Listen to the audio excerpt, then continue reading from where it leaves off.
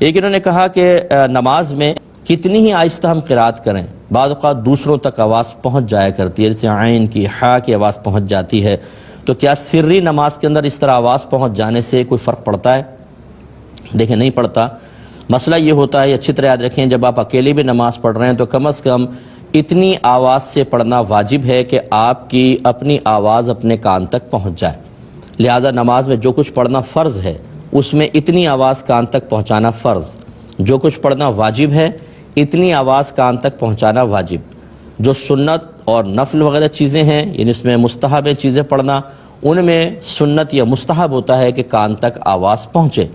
لہذا جو پڑھنا فرض تھا اگر اس میں آواز کان تک نہیں پہنچی تو فرض ترک ہو گیا، نماز ہی نہیں ہوگی۔ جو واجب تھا اگر آپ نے کان تک آواز نہیں پہنچائی تو واجب ترک ہوا، نماز پڑھ لی، واجب العیادہ ہوگی، دوبارہ زندگی میں پڑھنی پڑے گی۔ اور جس کا پڑھنا سنت یا مستحب تھا اس میں اگر کان تک آواز نہیں پہنچی تو آپ کی نماز ہو گئی، اس کو دہرانے کی بھی حاجت نہیں، ثواب میں تھوڑی کمی ضرور ہوگی۔ تو یہ تھوڑا بہت آواز تو پہنچ جایا کرتی ہے، یہ سر کے اندر ہی آتا ہے۔ جہر اس وقت بنتا ہے جب آپ بلند آواز سے پڑھیں، اس طرح کے 4-5 آدمی اس طرف، 4-5 آدمی اس طرف کلیئر آپ کی آواز کو، قرات کو سنیں، تو وہ بنتا ہے جہر۔ یہ اگر سری نماز میں آپ نے ایک آیت بھی اس طرح بلند آواز سے پڑھی تو سردہ صاحب لازم ہو جائے گا، اس میں تھوڑی سی آپ احتیاط ضرور کیجئے گا۔